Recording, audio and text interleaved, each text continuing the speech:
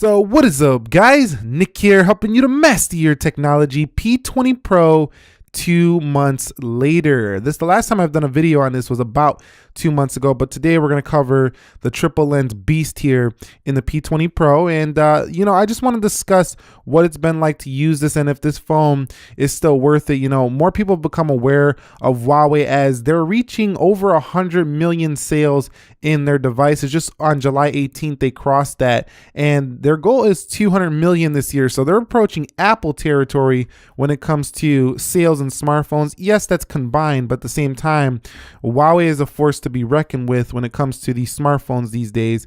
And this one, the only reason I'm covering is because it's been really a great experience. Let's begin with the body and the build. Now, my experience with the body and the build of this phone, by the way, if you're wondering, this is just a naked wrap skin I put around like as a bumper, and then I put one over the camera lens because I scratched that thing up a little bit by dropping it. So the Huawei P20 Pro to me has been an ergonomic dream so far. The Galaxy S9 Plus is one of its closest competitors, but you can just tell that it's a more compact body with a larger screen. So holding this phone in the hand and one-handing this device has been really a good experience for the Huawei P20 Pro. Now, in terms of its design, it does take some elements from, you could say, the iPhone 10 or the Essential phone with the notch. It does have the notch over here. The notch is much smaller though, and it can be hidden here for the P20 Pro. Now, a lot of people say that chin is just absolutely ugly for this device, but at the same time, there's no wasted space when you are using applications here like on the iPhone 10, where the keyboard has a huge wasted space. The chin actually serves somewhat of a purpose. You also have a very fast and efficient fingerprint scanner on here that's probably the fastest I've ever seen on a smartphone. It's not only fast, it does some neat tricks as well. But further discussing the design, the back has been a little bit slippery, but same like other phones. I don't like the fact that it gets all these fingerprints on the back. It still does that. And it has a little bit of a camera hump that does make it rock on the table, just like the iPhone 10. So that's a negative for this phone as well, especially up in this corner if you hit it there. So other than that, the design has been compact and very nice, almost dropped it, very nice for a very large screen, because it just has a more narrow body and just like a shorter feel than some of the other competitors that it's going up against. Like I say, like the Galaxy S8 Plus, the S9 Plus, the Note 8. These phones just don't feel as compact with such a large screen like the P20 Pro. So that's my take on design after 2 months. And in terms of the build quality, it's held up okay. I think the camera lens, like I said, that's why I have a little sticker on here, or a little skin scratched a little bit too easily, but it does hold up about similar to a Galaxy phone or an iPhone. So no issues too much when it comes to the build. The display though, let's get on to the display. Now the display to me, like I mentioned in prior videos, is kind of calibrated similar to an iPhone display. It's 1080p at its highest resolution, and this is not quite the top resolution you could get. You can get higher on a Samsung phone, for example, but it still looks very good. And I believe, if I'm not mistaken, this phone was made, or this display was made by Samsung. But you can see that over here in color eye comfort, let's go here, you do have a natural tone mode, which basically is like True Tone for the iPhone, and you could change the color temperature to your perfect liking here with a little color wheel. So it does have quite a bit of customization when it comes to that display. On the whole though, the notch hasn't really gotten in the way too much, but Huawei is pretty forgiving, as you can go ahead and go into display, go into notch, and you can remove that notch if you don't like it, but it's a pretty small notch, so it doesn't really get in the way too much. Viewing angles are good, and YouTube, when you're watching YouTube videos, it doesn't cut off any of the YouTube video with the notch, or when you're reading, you don't get no cutoffs there as well. So flat display, no curves, so if you like a flatter display, you're gonna love the P20 Pros. And overall, I've enjoyed it. It's a pretty well calibrated display, and it's OLED, so it has nice rich colors. It's probably not the sharpest. That's all you got to wonder about there. If you want to tack sharp like 2K, 4K, any type of display like that, it's 1080p, so just keep that in mind, but that does help the battery life. Okay, so discussing the software, we're talking about EMUI 8.1 here. If we go to System and I go to System Update, you can see EMUI 8.1.0, so that's Android 8.1.0.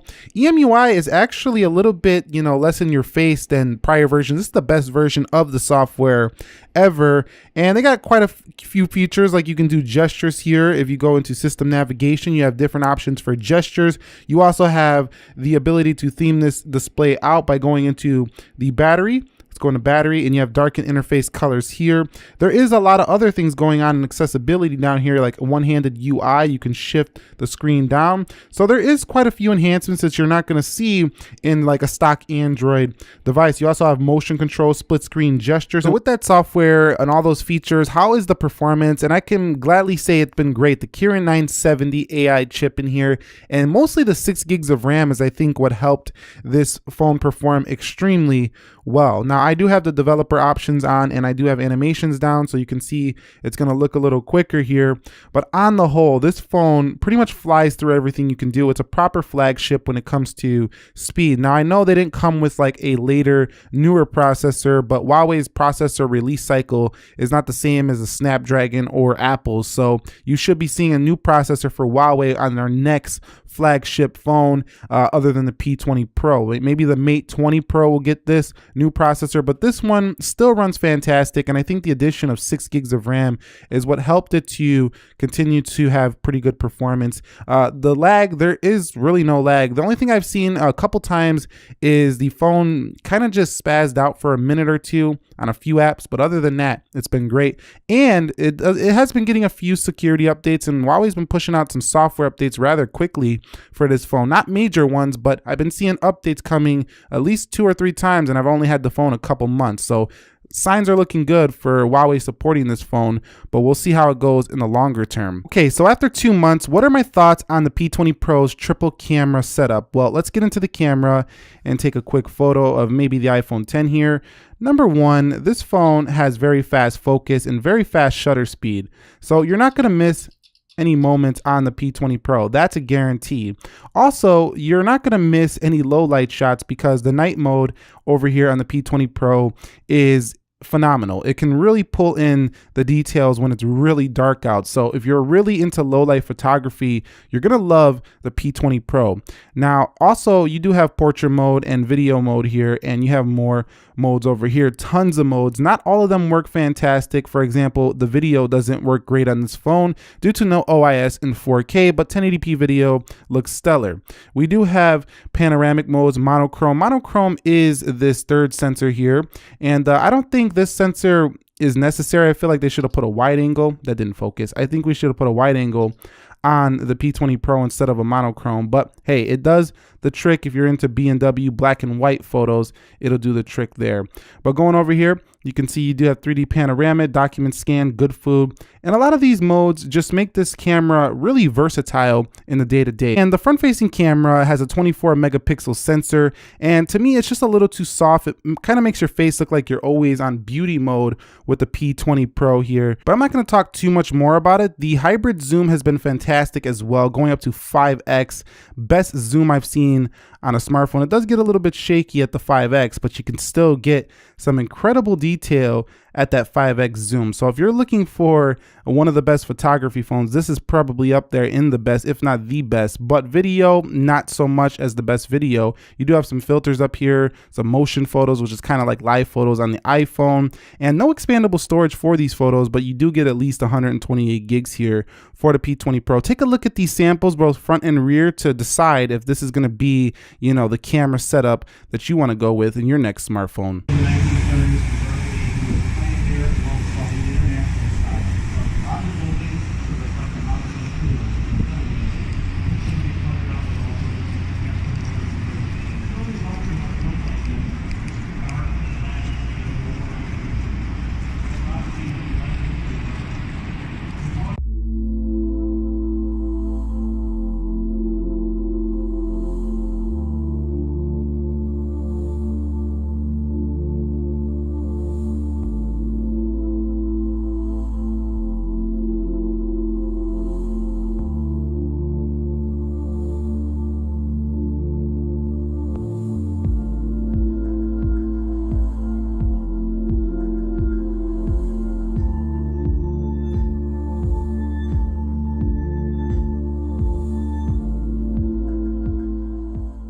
So talking about battery really quickly, 4,000 milliamp hour battery, the same size is coming in the Note 9, but the Huawei P20 Pro has been fantastic on battery. There's not much to talk about here because it just works. You get through about 2 days if you're a light to moderate user.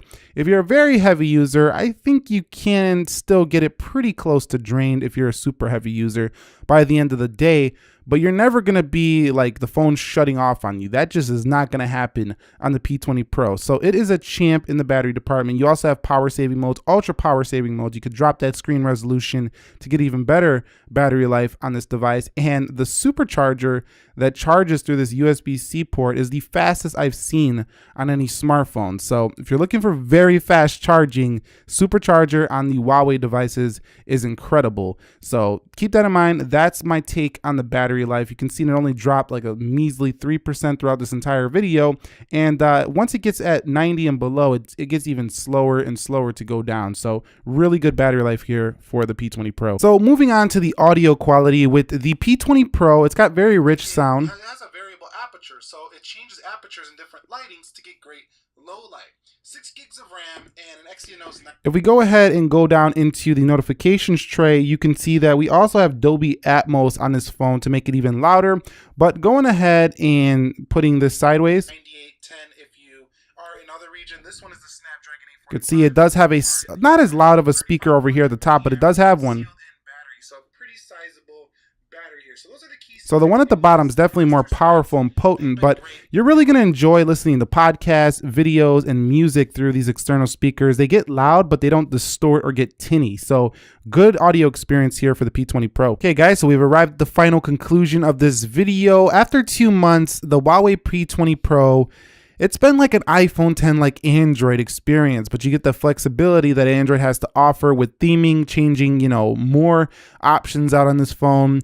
It doesn't have an app drawer, but you can put it in the settings. You can put in an app drawer if you would like. So overall though, very stable experience, surprisingly, you know, considering that EMUI hasn't been the most stable software before. This is the best version of it yet, very quick. It's not the cleanest software, definitely not my favorite when it comes to just its overall looks, but the other things it offers are just incredible, like the amazing cameras on the rear, the compact form factor, the ergonomics of this phone is what really has sold me on this device, and the fact that it has a very fast face unlock and fingerprint scanner are nice additions to this phone. I don't like the fact that it rocks on the table. I don't like the fact that it gets, you know, fingerprints all over the place, and I don't think it has the best design. I think that the chin could go away and make this an all-screen phone. That would be an even better design. And this Huawei logo right here didn't have to be there in my opinion, but it's there. But other than that, it's definitely giving Apple and Samsung a run for their money for one of the best flagships. It is very unique. It just feels different from using your typical Apple, Samsung, and Google experience. So if you're tired of those type of devices or you use those and you want something different, but you want something that's at that level,